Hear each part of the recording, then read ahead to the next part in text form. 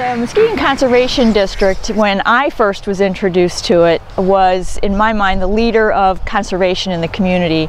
And then I learned very quickly they do much more than that. It's really to connect people to what's native in the area, what's helpful to the flora and fauna in the area, whether if you're a farmer, how to help do better nutrient management on your farms. It was a plethora of conservation-minded activities that they did.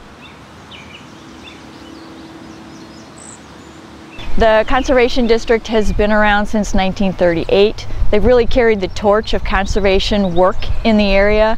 In the 30s it was soil erosion, today it's water quality. They've worked with farmers on nutrient management. You have the outer rural areas that are mostly farming still, larger tracts of lands in general. And then in town it's a very urban, suburban feel, yet people still want to have that feel of nature in their backyard. So the conservation districts, in order to help both audiences, have to know a lot of different information.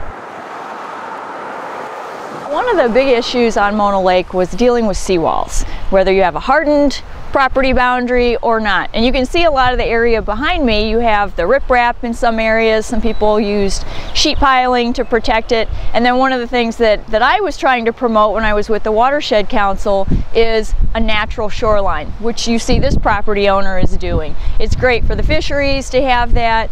And so the Conservation District plays a very helpful role in trying to educate homeowners how they can plant the right plants, still protect their property, but try to have a balance.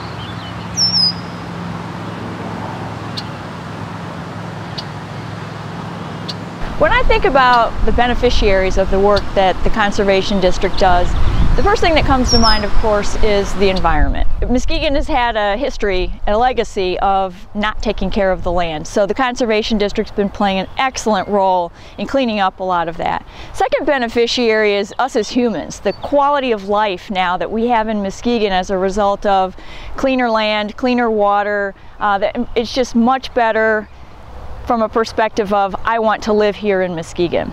And lastly, when I think about the beneficiaries, it's the next generation. They're inheriting something that's in much better shape than we found it.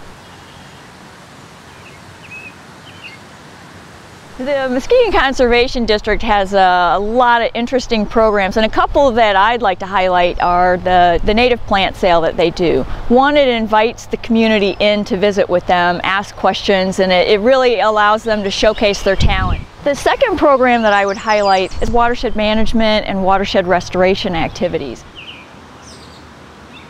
When I think about the role that the Conservation District will play for years to come, it really ties into how well they are adapting to what's going on around them. I think the local presence that the Conservation District serves is paramount to why they're so successful.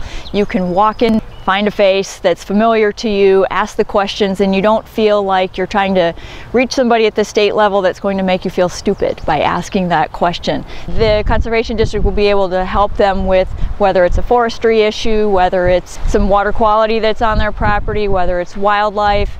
They have too many deer, what do they do about that? And I think the Conservation District will be ahead of the curve, as they usually are, in helping people manage their land in a very conservation-minded way.